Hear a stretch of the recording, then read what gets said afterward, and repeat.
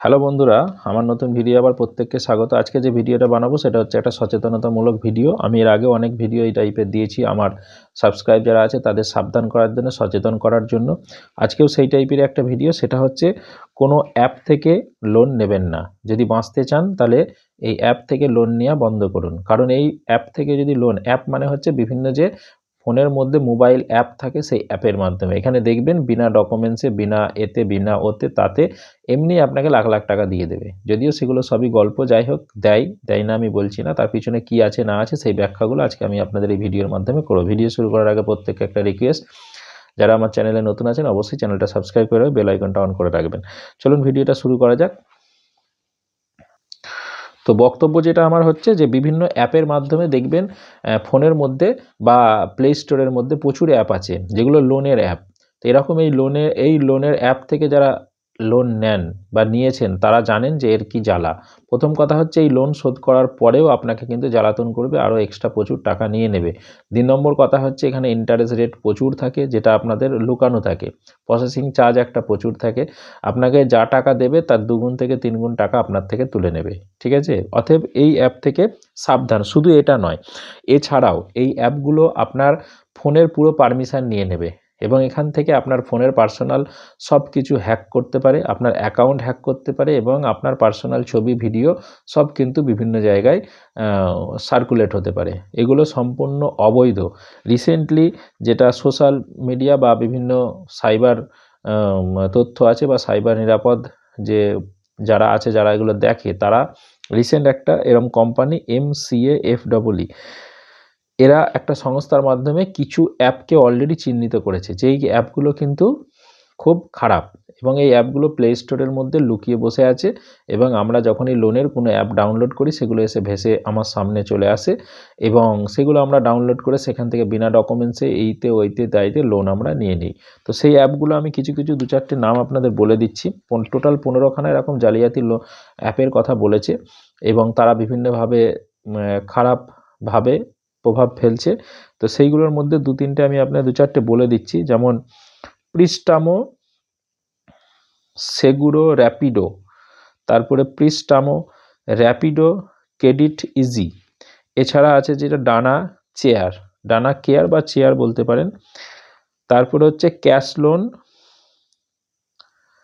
তারপরে ভাইটিয়ান, তারপরে হচ্ছে 5 নম্বর র্যাপিড ফাইন্যান্স, 6 নম্বর হচ্ছে হুয়াইনা মানি, 7 নম্বর হচ্ছে ইকো প্রেটেন লিংনে। নামগুলো যদিও অনেক কঠিন, এগুলো আমাদের ভারতীয় ল্যাঙ্গুয়েজের মধ্যে পড়ে না, আবার কিছু হয়তো ল্যাঙ্গুয়েজ যেগুলো অন্য ল্যাঙ্গুয়েজে আমার বাংলা ভাষা বা অন্য হিন্দি ভাষার মধ্যে পড়ছে না। এছাড়া আরও অনেক কটা অ্যাপ আছে এখানে তারা দিয়েছে।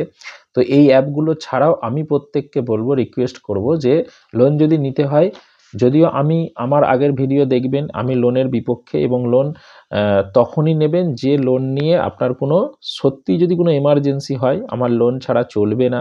মানে ফর এক্সাম্পল বলছি, ধরুন অসুস্থতার ব্যাপার হতে পারে, এরকম এমার্জেন্সি ছাড়া মানে শুধু লোন কেউ নেবেন না। বা আমি একটা ব্যবসাকে বাড়াবার জন্য লোন নিলাম, মানে মুশকিল, সামথিং হলে তবু ঠিক আছে।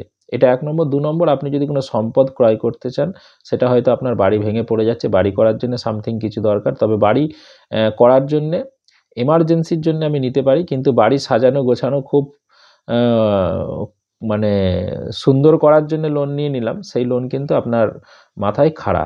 কারণ এই বাড়ি থেকে এটা মনে রাখবেন যে কোনো আমার আর্নিং হবে না। তো একমাত্র জমি বা যদি আমি সেই বাড়িটা ভাড়া দিই তাহলে ঠিক আছে, বা আমি যেখান থেকে কিছু না কিছু আর্নিং করব, তাহলেই আমি কিন্তু সেখানে লোন নিতে পারি। কারণ লোনের জন্য যেটা আমায় শোধ করতে হবে সেখান থেকে আমি পুরোটা না পেলেও কিছুটা পাবো। তাহলে আমার একটা সম্পদও তৈরি হলো, ভবিষ্যতে এমার্জেন্সিতে বিক্রি করতে। এছাড়া লোনের বিপক্ষে আমি, এটা আমি আপনাদের অনেকবার বলেছি, এর আগেও বলেছি, এখনও বলছি। আর হচ্ছে যেটা হচ্ছে এই সম্পদ কেনার জন্য নিতে পারেন, এমার্জেন্সিতে নিতে পারেন। এছাড়া কোনো কারণে লোন কিন্তু নিলে সে বিপদে পড়বেন। এমনকি যদি আপনার বিয়ের জন্যও লোন নেয়, এগুলো যদিও আমি এই কারণে বলছি আপনাদের যে দেখুন, আমাদের প্রয়োজনে অপ্রয়োজনে লোন নিতে হয়, সবাইকে নিতে, আমাকেও নিতে হয়, কিন্তু সেটা আমাকে বুঝতে হবে যে এটার সত্যিই কি প্রয়োজনীয়তা আছে, এটা বুঝতে হবে। যদি হ্যাঁ আমার থাকে, নিতে হবে, কিছু করার নেই। কিন্তু আমার শুধু বিলাসিতার জন্য আমি যদি লোন নিই সেই লোনটা কিন্তু আমার জীবনের একটা বড় অংশ এবং জীবনের একটা বিশাল খাত তৈরি করবে। অতএব এই লোন থেকে দূরে থাকুন। লোন যত দূরে থাকবেন আপনি তত সেফ থাকবেন, এবং এই লোন হচ্ছে বিশেষ করে যদি সরকারি কোনো ব্যাংক, সরকারি প্রতিষ্ঠান থেকে নেন, তাদের একটা ফিক্সড রেট থাকে, তাদের একটা নিয়মকানুন থাকে, আরবিআই মানে গাইডলাইন থাকে, সেই অনুসারে তারা কিন্তু একটা প্রসেসিং ফিজ নেয়, মান্থলি একটা ইন্টারেস্ট নেয়, সেটা আলাদা কথা। এবং তাও আবার অনেক প্রাইভেট ব্যাংক আছে যাদের কোনো নিয়ম নীতি নেই, যা খুশি প্রসেসিং চার্জ 1% 2% আপনার ধরে নেবেন। তার মানে বুঝে যাচ্ছেন যে 1 লাখ নিলেও আপনার 1,000 টাকা প্রসেসিং চার্জ। তাহলে যদি 10 লাখ নেন তাহলে 10,000 টাকা প্রসেসিং চার্জ। এছাড়াও আরও আনুষঙ্গিক এটা ওটা সেটা হাবিজাবি দিয়ে আপনার 2 থেকে 3% প্রথমেই কেটে নিল। তার মানে আপনার ইন্টারেস্ট যদি 10 কি 12% হয়, তার সঙ্গে আরও 2% জুড়ে নেন। যাই হোক, এরকমভাবে কিন্তু প্রচুর পরিমাণে টাকা তারা নিয়ে নেয়। সরকারি ব্যাংক হলেও তারাও একটা নেয় অ্যামাউন্ট। তো যতটা সম্ভব আপনাদেরকে আমি এটাই রিকোয়েস্ট করব যে লোন থেকে বেঁচে থাকুন, জীবনটা সুখের হবে, শান্তির হবে, আনন্দের হবে। আর এই লোনের চক্করে যদি একবার পড়ে যান তাহলে কিন্তু জীবন খানে খালা হয়ে যাবে। তো অতএব আবার এই অ্যাপের মাধ্যমে বা ডাইরেক্ট বিনা ডকুমেন্টসে 1 লাখ 2 লাখ 5 লাখ এগুলোতে তো একদমই পড়া যাবে না। অতএব আপনারা সাবধান হন। আমি আপনাদের সাবধানের স্বার্থে এই ভিডিওটা বানালাম, এবং সচেতন হলে, সাবধান হলে আপনার জীবনই সুখকর হবে, শান্তিময় হবে। এবং এগুলো যদি সচেতন না হন তখন কিন্তু আপনি বিপদে পড়ে যাবেন। এবং আমার কাছে তথ্য আছে, এরকম এই অ্যাপের মাধ্যম থেকে একটা লোন নিয়ে আমার মানে আশেপাশেরই একজন রাত্রিবেলা 9টার সময়, সেই আপনি এটা ভাববেন না কিন্তু যে অ্যাপ থেকে নিয়ে নিলাম আর টাকা দেবো না, আমায় কেউ কিছু করতে পারবে না। এই অ্যাপ খুলে রাখা মানে, এবং যে এলাকায় আপনাকে ওদের লোক আছে বা মানে ওদের এজেন্ট আছে সেই এলাকাতেই কিন্তু লোন দেবে। আপনার পিনকোড ধরে কিন্তু লোন দেয়। আপনি ভাববেন না আপনি খুলে নিলেন আর আমেরিকা থেকে আপনার লোন দিয়ে দিল, কি মুম্বাই থেকে দিয়ে দিল, এরকম কিন্তু নয়। তো রাত্রি 9টার সময় তার বাড়ি এসেছে, মানে তার 2 দিন আগে কি 1 দিন আগে, যাই হোক, লোন মানে শোধ করার কথা বা অনলাইনে দেবার কথা, তো দেয়নি। রাত 9টার সময় সে বাড়িতে এসেছে যে এক্ষুনি লোন দিতে হবে, মানে আপনাকে টাকা এক্ষুনি শোধ করতে হবে, নাহলে হবে না, মানে সেই মাসের ইএমআইটা। মানে ব্যাপারটা বুঝতে পারছেন যে আপনারা যতটা ভাবছেন সহজ, আপনাকে লোনটা যেমন দিয়ে দিল, কিন্তু তারপরে আপনি যদি না দেন তাহলে কিন্তু আপনার ছাড় নেই। আপনার ঘরবাড়ি বিক্রি করেও সেই লোন শোধ করতে হবে। অতএব আপনাদের অনেকটা বলে ফেললাম, এগুলো আমি 2-1টা উদাহরণ দিয়ে কেন বললাম, যাতে আপনাদের এটা বুঝতে সুবিধা হয়। এবং আপনারা যারা এখানে ভুক্তভোগী আছেন, যদি এই ভিডিও কেউ দেখে থাকেন অবশ্যই কমেন্ট বক্সে একটু কমেন্ট করবেন।